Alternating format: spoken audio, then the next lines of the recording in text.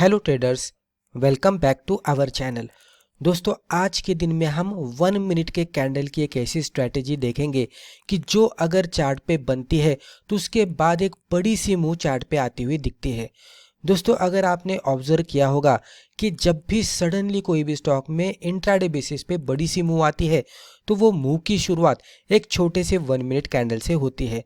तो एग्जैक्टली वो जो 1 मिनट की कैंडल होती है कि जो प्रॉपरली बनने के बाद स्टॉक एक डायरेक्शन में तेजी से जाने लगता है। अगर वो 1 मिनट को हम पहले से ही पहचानेंगे तो वो बड़ा वाला ट्रेड जो आगे जाकर आने वाला है तो उसको हम पहले से ही कैप्चर करके सही लेवल पे उस ट्रेड में एंट्री कर सकते हैं। तो बड़े से ट्रेंड का आइडेंटिफिकेशन हम अर्ली कर सकते हैं ये 1 मिनट के कैंडल का सहारा लेकर। यही 1 मिनट के कैंडल को हम पावर कैंडल कहने वाले हैं। तो ये वीडियो पूरा देख लीजिएगा, बहुत ही आसान सी ये स्ट्रैटेजी है और बहुत ही बढ़िया तरीके से वर्कआउट भी होती है। तो पहले हम ये देखेंगे व्हाई दिस कैंडल मैटर्स। तो ये हमें पता होना चाहिए कि ये जो बड़ी सी कैंडल बन रही है तो ये कैंडल जब भी बनती है तो एक बड़ा वाला मुंह देती है।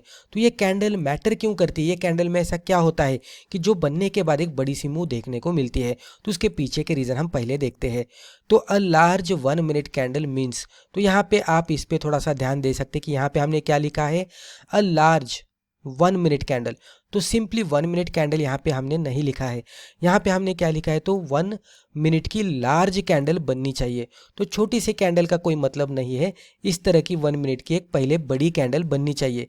इसको ही हम लार्ज 1 मिनट कैंडल कहते हैं, राइट। तो जब भी इस तरह की बड़ी सी कैंडल बनती है 1 मिनट की, ये मे बी ग्रीन रहेगी या तो रेड रहेगी। तो जब भी इस तरह की बड़ी वाली ग्रीन या रेड कैंडल बन रही है तो उसके पीछे रीज़न क्या हो सकता है, स्ट्रॉन्ग बाइंग या तो strong selling pressure.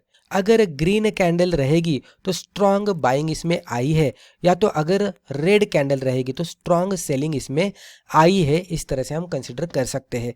Sudden increasing demand और सप्लाई, तो सडनली यहाँ पे अगर ग्रीन कैंडल बनी है तो डिमांड इंक्रीज हो रहा है, या तो अगर रेड कैंडल बनी है तो इसमें सप्लाई इंक्रीज हो रहा है। इस तरह से भी हम कह सकते हैं। Change in market sentiment, market के सेंटीमेंट में कुछ तो सडनली चेंज हुआ है तो उसके वजह से ही इस तरह की बड़ी कैंडल बनी है।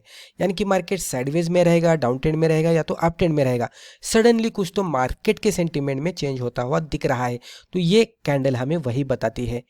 पोटेंशियल स्टार्ट ऑफ मोमेंटम, तो जनरली जो मोमेंटम बनने लगता है या तो डाउन ट्रेंड में या तो अप ट्रेंड में, तो जो भी डायरेक्शन में मोमेंटम बन रहा है तो उसका जो स्टार्ट होता है एग्जैक्टली इस तरह के लार्ज 1 मिनट के कैंडल के बाद ही देखने को मिलता है, होता है इंट्राडे बेसिस पे। तो most big intraday moves start with an unusually strong candle. तो जनरली हम एक्सपेक्ट करते हैं कि छोटे से कैंडल के बाद बड़ी सी मूव आएगी, लेकिन वैसा नहीं होता। जनरली क्या होता है, तो इंट्राडे बेसिस पे जब भी पहली इस तरह की बड़ी सी कैंडल बनेगी तो उसके बाद ही बड़े मूव्स आते हुए दिखते हैं। तो ये लार्ज कैंडल चार्ट पे किस तरह से पहचाने और इसके साथ किस तरह से ट्रेड करे वो अब हम देखते हैं। दोस्तों, अगर आपको स्टॉक मार्केट सीखना है तो Amazon पर जाकर आप हमारी बुक पढ़ सकते हैं या तो Udemy पे जाकर आप हमारे वीडियो कोर्सेज भी देख सकते हैं। पहले हम ये देखते हैं कि what makes a powerful candle. अभी ये सबसे इंपॉर्टेंट है, इस पे भी आपको ध्यान देना पड़ेगा।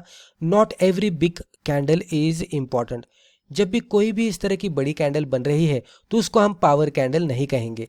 पावर कैंडल के पीछे कुछ सेंटिमेंट्स होते हैं, कुछ क्राइटेरियाज भी होते हैं। तो उसको हमें पहले देखना पड़ेगा कि चार्ट पे पावर कैंडल वो क्राइटेरियाज को सेटिस्फाई कर रही है क्या। अगर बड़ी सी कैंडल बनी है लेकिन क्राइटेरियाज को सेटिस्फाई नहीं कर रही है तो उसको हम पावर कैंडल नहीं कहेंगे। लेकिन बड़ी सी कैंडल बनी है और हर एक क्राइटेरिया को सेटिस्फाई कर रही है, जो भी आगे जाकर हम देखने वाले हैं, तो उसको हम पावर कैंडल कहेंगे। तो वो क्राइटेरियाज क्या है, तो लुक फॉर, यहाँ पे हमें ये कुछ क्राइटेरियाज को देखना है।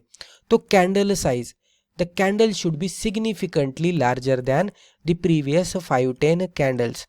तो जब भी इस तरह की बड़ी सी कैंडल बनती है तो हमें क्या करना है, इसके पीछे के 5 से 10 कैंडल्स हमें देखना है, उससे ये कैंडल सिग्निफिकेंटली लार्जर यानी कि बड़ी होनी चाहिए।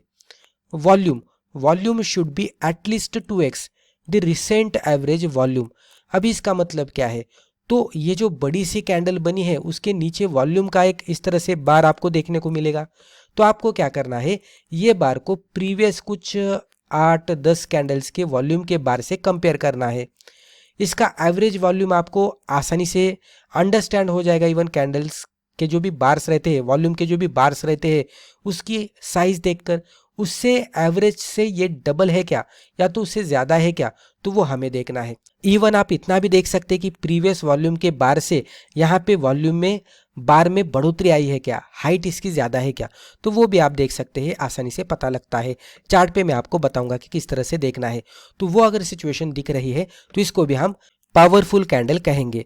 उसके बाद ये सबसे इंपॉर्टेंट पॉइंट है, strong close. For a bullish setup the candle should close near it's high.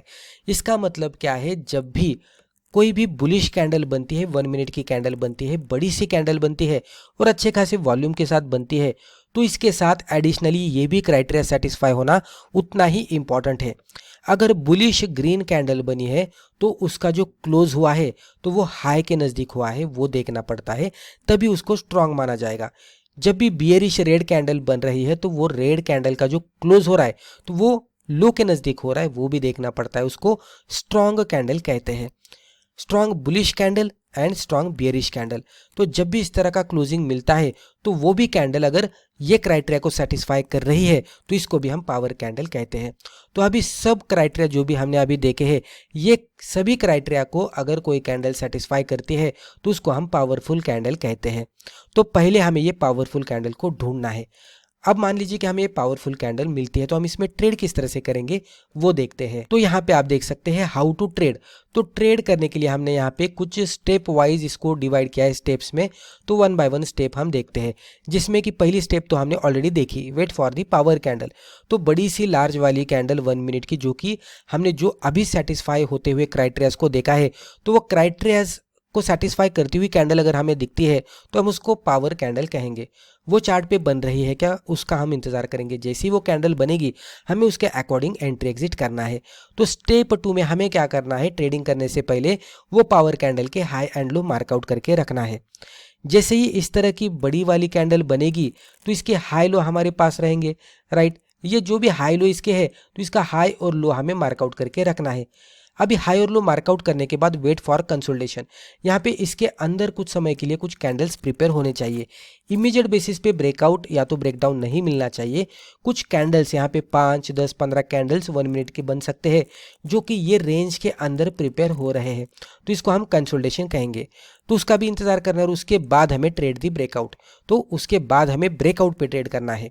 अब हम डायरेक्टली एक चार्ट देखेंगे, वहां पे आपको ये पूरी तरह से समझ में आएगा। तो यहाँ पे आप देख सकते हैं, एग्जाम्पल के तौर पर हमने आपके सामने 1 मिनट का कैंडलस्टिक चार्ट ओपन किया है, नीचे वॉल्यूम लिया है। अब हम चार्ट पे देखते हैं कि किस तरह से पावर कैंडल बनती है और उसके बाद किस तरह से मोमेंटम आता है।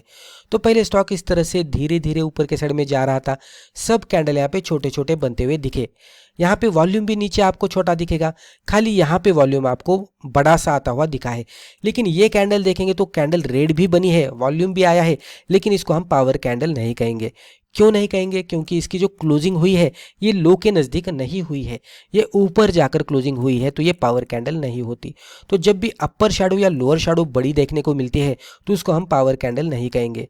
पावर कैंडल अगर बेयरिश होने वाली है, बनने वाली है, तो इसका क्लोज लो के नज़दीक होना चाहिए, और अगर पावर कैंडल ग्रीन बन रही है तो इसका जो क्लोज है वो हाई के नज़दीक होना चाहिए।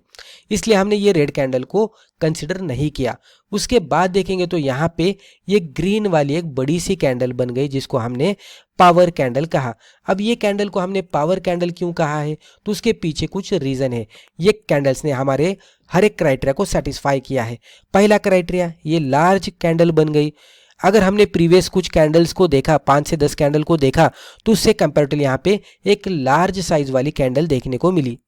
उसके बाद नीचे वॉल्यूम देखा तो यहाँ पे एवरेज वॉल्यूम, अगर हम प्रीवियस कुछ वॉल्यूम कंपेयर करेंगे तो आपको बड़ा सा वॉल्यूम यहाँ पे जनरेट होता हुआ दिखा, राइट। ये एक रेड कैंडल का वॉल्यूम छोड़ दीजिए आप, लेकिन रिमेनिंग कैंडल्स का वॉल्यूम अगर आप देखते हैं तो छोटे छोटे वॉल्यूम के बार हमें दिख रहे थे, उससे कंपेरेटिवली यहाँ पे एक बड़ा सा वॉल्यूम जनरेट होता हुआ दिखा, तो वॉल्यूम भी अच्छा खासा हुआ।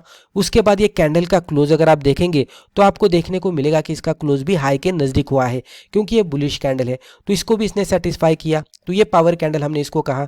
तो पावर कैंडल मिलने के बाद हमने इसका हाई और इसका लो मार्कआउट किया। उसके बाद हमें कंसोलिडेशन का वेट करना था, जो कि यहाँ पे मल्टीपल 1 मिनट के कैंडल के जरिए हुआ। तो कंसोलिडेशन भी हुआ। कंसोलिडेशन होने के बाद जैसे इसका ब्रेकआउट होता है हमें ट्रेड करना है। ट्रेड किस तरह से लेना है वो सबसे इंपॉर्टेंट है। अब ये कैंडल के क्लोजिंग का इंतजार नहीं करना है, तो ब्रेकआउट वाले कैंडल का क्लोजिंग का इंतजार नहीं करना, नहीं तो आपको सही लेवल पे एंट्री नहीं मिलेगी। तो एंट्री कब करेंगे, तो ये जो हाई था, ये पावर कैंडल का जो भी हाई था, मान लीजिए 100 का हाई है, 100 रुपीज़ का हाई है। जैसे ही स्टॉक 100.10 पे जाता है तो हम यहाँ पे इमीडिएटली पोजीशन बनाएंगे, यहाँ पे हमारे एंट्री हो जाती है। स्टॉप लॉस हम क्या करेंगे, ये ब्रेकआउट वाली कैंडल और इसके पीछे की, इमीडिएट पीछे की जो कैंडल है, दोनों में का लो किसका सबसे नीचे लो है वो देखेंगे, उसके नीचे हम हमारा स्टॉप लॉस लगाएंगे।